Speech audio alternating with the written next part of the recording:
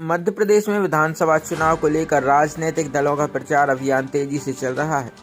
गुरुवार को सागर जिले की सुर्खी विधानसभा क्षेत्र के बिलहरा में केंद्रीय रेल मंत्री अश्विनी वैष्णव ने भाजपा प्रत्याशी गोविंद सिंह राजपूत के समर्थन में जनसभा को संबोधित किया।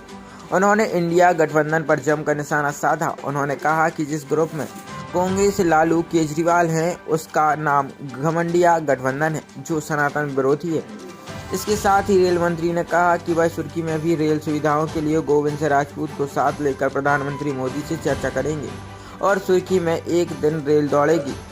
वहीं जनसभा को पूर्व मुख्यमंत्री केंद्रीय मंत्री उमा भारती को संबोधित करना था, लेकिन अस्वस्थ होने की वजह से वह नहीं आ सकी। लेकिन उन्होंने चुनावी जनसभा को मोबाइल फोन के माध्यम से संबोधित किया। उन्होंने सुर्खी की जनता से सभा में न आने को लेकर माफी मांगी। उन्होंने कहा कि आप सभी को मुझ में और गोविंद में अंतर नहीं समझना चाहिए। उन्होंने मेरे अच्छे बुरे समय में हमेशा साथ दिया है, मेरा सम्मान किया। हम दोनों एक माँ की कोख से पैदा नहीं हुए, लेकिन वह मेरे भाई जैसे हैं। उन्होंने गोविंद सिंह राजपूत को पहले से और अधिक मतों से जिताने की जनता से अपील की। बेटियों के हाथ पीले नहीं कर पाए 1.5 साल जब तक उनकी सरकार रही। आप सब लोगों को मालूम होगा तमाम योजनाएं, संबल लंबल योजनाएं बंद कर दी। कोई मृत हो जाता था हम 2 लाख देते थे, एक्सीडेंट पे 4 लाख देते थे, लेकिन यह भी कमलनाथ जी ने बंद कर दिया। कफन दफन के पैसे बंद कर दिए, 5000 रुपया। आप सबको मालूम है वो काले दिन, वो बुरे दिन, अंधेरे के दिन, बदहाली के दिन न लौटे। इसके लिए आप भारतीय जनता पार्टी को आशीर्वाद है, गोविंद भाई के लिए आशीर्वाद है। यही बनाए सभी के लिए नमस्कार। ग्रुप के बारे में आपसे एक बात पूछना चाहता हूं। जिस ग्रुप में कांग्रेस है, जिस ग्रुप में लालू जी है, जिस ग्रुप में केजरीवाल है, नाम है उसका घमंडिया। घमंडिया गठबंधन है। उसने नाम भी चुन चुन के रखते हैं भाई ये लोग।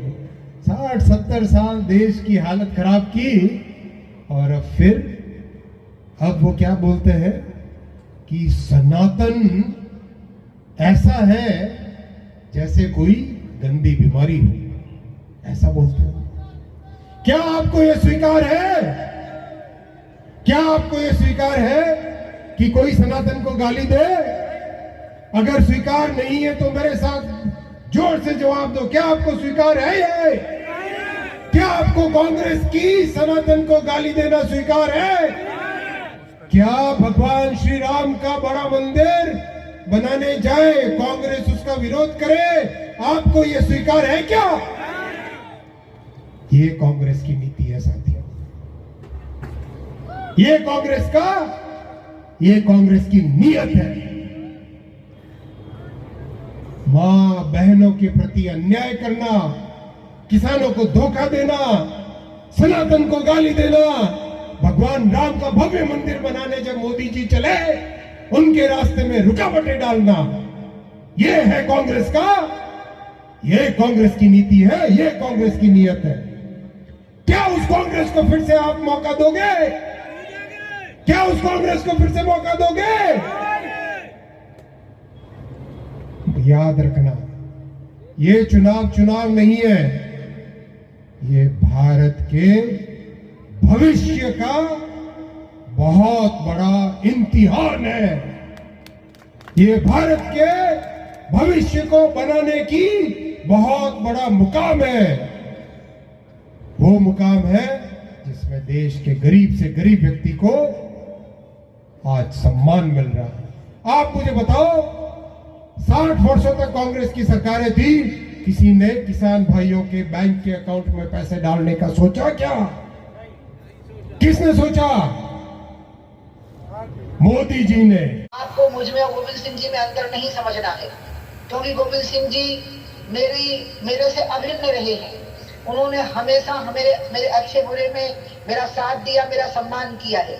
हम बस एक माँ की कोख से पैदा नहीं हुए हैं, अन्यथा ये मेरे भाई जैसे हैं। और इसलिए मैंने स्वयं गोविंद सिंह जी को फोन किया था और उनको कहा था कि आप सभी को बुलाया जाए, और क्योंकि इनको जरूरत नहीं थी, आप सबका आशीर्वाद इनके ऊपर रहता है और इनको चुनाव जीतना था, लेकिन मेरी इच्छा थी कि इनके विजय की हक में मेरी भी एक आहुति पड़ी।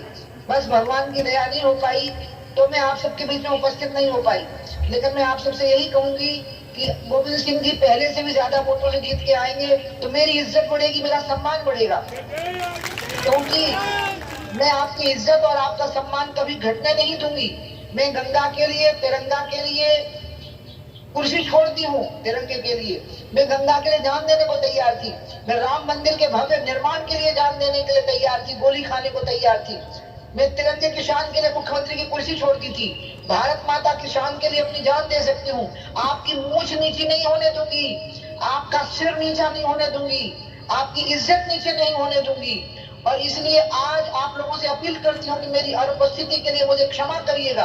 और पहले जितने वोटों से मेरा भाई गोविंद सिंह जीता था, आज मैंने इसलिए आप सबका आह्वान किया, आप सबको बुलाया। नहीं तो मुझे कौन पूछता मेरे सिर पर किसका हाथ है, आप बताओ।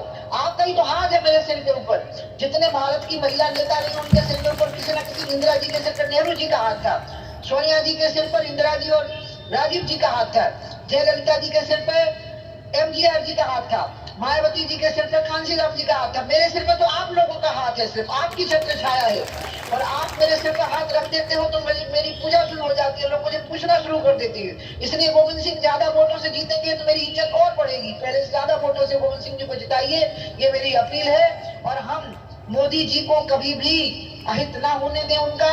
हम मोदी जी को उपहार देंगे कमल का एक एक दबाया गया बटन, आपके द्वारा दबाया गया बटन मोदी जी को अर्पित किए गए कमल के फूल होंगे। मैं गोविंद सिंह जी को प्रचंड मतों से जिताने की अपील करती हूँ और अपने भाई अश्विनी वैष्णव जी का बहुत बहुत अभिनंदन करती हूँ कि वो मेरी कर्म भूमि, मेरी जन्मभूमि में मेरे भाई बंधुओं, मेरे कुल के लोगों के सामने उपस्थित हुए हैं। उनका मैं बहुत बहुत स्वागत करती हूँ। ये बहुत ही शानदार व्यक्ति है।